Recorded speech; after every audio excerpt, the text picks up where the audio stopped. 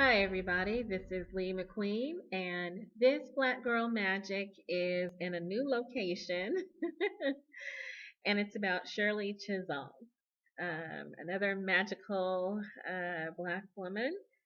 She was a Congresswoman. In fact, she was the first African American woman elected to the United States Congress, and that was in 1968.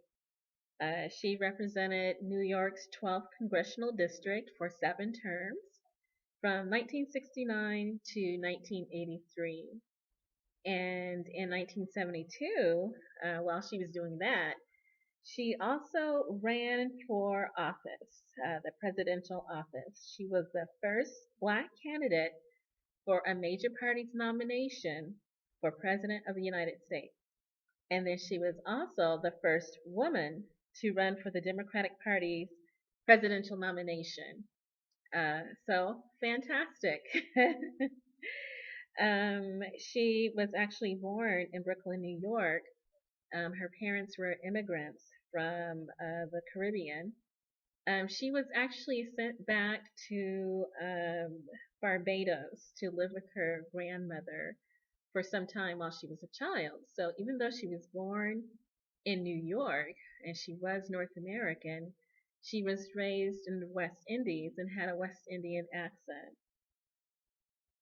And so she wrote an autobiography and said that that was probably to her advantage that she spent some time in Barbados, that it trained her and disciplined her to appreciate education and to always speak clearly.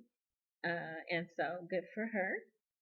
And let's see, she had an early career as an educator.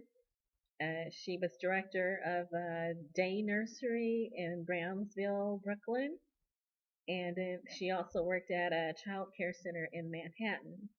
And so that's how she got involved with politics in terms of issues involving early education and the welfare of children. And so she got interested in politics and worked as a volunteer for political clubs, Bed-Stuy Political League, and League of Women Voters as well. And so she was a Democratic member of the New York State Assembly from 1965 to 1968, as she sat in the 175th, 176th, and 177th New York State legislatures. And her success including getting unemployment benefits extended to domestic workers. So she worked on many economic issues. She also sponsored educational type of bills as well. And so she was elected as a Democratic National Committee woman from New York State.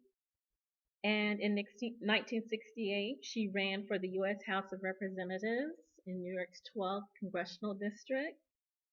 And she became, let's see, the first black member of Congress from Brooklyn.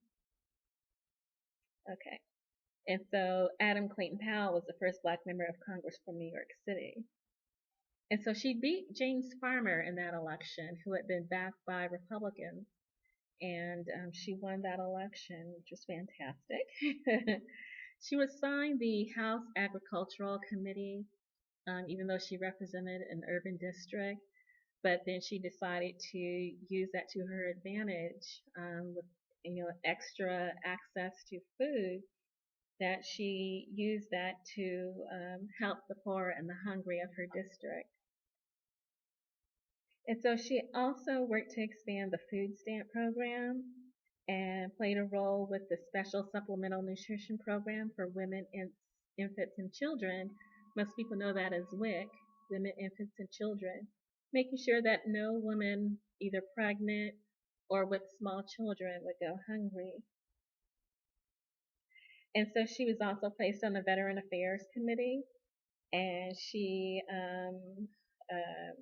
got assigned to the much prized Education and Labor Committee. And so since she was already working in those areas, it makes complete sense. And so she was the third highest ranking member of that committee when she retired from Congress. And when she hired her office staff, all of them were women. She hired all women for her staff. Half of them were African American, and then the other half were women of other races. And she did that deliberately because she said that in the world of politics, that she experienced more discrimination for being a woman rather than being black, which is interesting but not unheard of. That in many male-dominated fields, sometimes it's actually gender that's the wall that has to be climbed over. Military, construction, technical fields, politics. And so that's what Shirley Chisholm said that she encountered in the world of politics. She joined the Congressional Black Caucuses and was one of the first of the founding members. She was also a founding member of the National Women's Political Caucus. Intersection. And so she introduced a bill to provide $10 billion in federal funds to child care services, very much focused on child welfare. And so a less expensive version was introduced by Walter Mondale, but both of those bills were defeated. And so she ran for a political office, for the highest political office of president in 1972. And she continued to use her slogan, Unbought and Unbossed. And that pretty much says it all if you want to know what she was about. There's a lot of information about the delegates that she won, how she won them, the states that she won, how she won those. And there was some political ins and outs and things like that. And she wound up with 152 delegates by the time she got to the Democratic National Convention. And the interesting thing about the 1972 Democratic National Convention is, if you remember, I discussed Fannie Lou Hamer and the effort that she took to get nominated as a delegate to the 1972 Democratic National Convention. And it says in this article, looking at Wikipedia, that 12 of those delegates from Mississippi went to Shirley Chisholm. And I'm wondering, it doesn't say, but I am wondering if Fannie Lou Hamer had the great responsibility and benefit of actually casting a delegate vote for Shirley Chisholm. That would be something. So she created a little bit of controversy when she visited George Wallace in the hospital, apparently. But then, decency is decency. And it turns out he never forgot that, because he assisted her to get a minimum wage bill for domestic workers passed through the House. And so, again, working on economic issues. She was elected to a position in the House Democratic leadership as the Secretary of the House Democratic Caucus. And so she always worked to improve opportunities for inner city residents. She was very much a vocal opponent of the military draft. She supported spending increases for education, health care, other social services, and reductions in military spending. And so pretty much that's where a lot of progressives are today. And so the Democratic Party was in a different place, it seems like, in the early 70s, whereas today we see a lot of expansion in military spending and cuts and privatization. Shirley Chisholm was very much, would be considered a progressive today, based on her issues.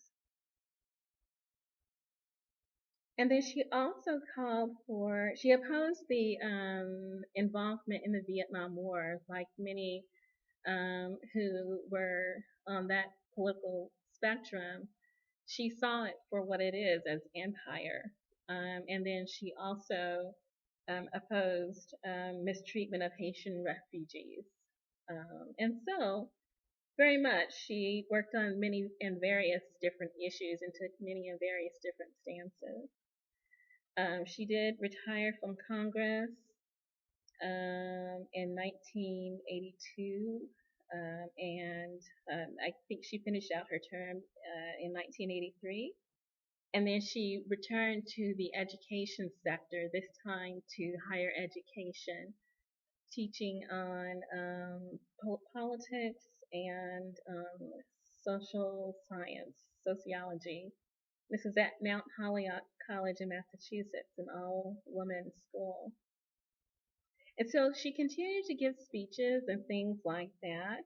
There was a film created surrounding her presidential campaign. It was Shirley Chisholm, 72, Unbought and Unbossed, and that was a documentary, and it aired on television. It was by Shoal Lynch. And so I'll post a link to that in the description so you can see more about what that film was about. She also had an influence on people that came behind, and that many people have laid claim to her legacy. Barack Obama, for instance, and Hillary Clinton have claimed inspiration, or there's been comparisons. But I would say that her closest comparison is not Barack Obama or Hillary Clinton, that it's actually Jesse Jackson. His run for president came on the heels of hers. 72, he made his first run in 84 and then 88. He was definitely a progressive who worked on many issues related to the economy, helping the poor, housing, things like this. And so I would say that that's Shirley Chisholm's closest inheritor. But Barack Obama and Hillary Clinton, based on their military stance, their corporatism, their dedication to center-right politics, I really don't see the connection. Only in identity, and that was, not based on politics, but just identity. But for her stance on economics, her stance on women's issues, children's issues, and then racial issues, her work for domestic workers, inner city residents. I would say that, like Fannie Lou Hamer, that Shirley Chisholm did double duty, triple, quadruple duty as well. And so there are many honors for her. She was inducted into the National Women's Hall of Fame. She was awarded many honorary doctorates. She was posthumously awarded the Presidential Medal of Freedom from Barack Obama, and many other awards rightfully obtained. And so for her early efforts to forge forward in pushing women through the very much male-dominated political arena, for carrying herself with dignity, unbought and unbossed, being a role model, I would say that Shirley Chisholm is definitely Black girl magic.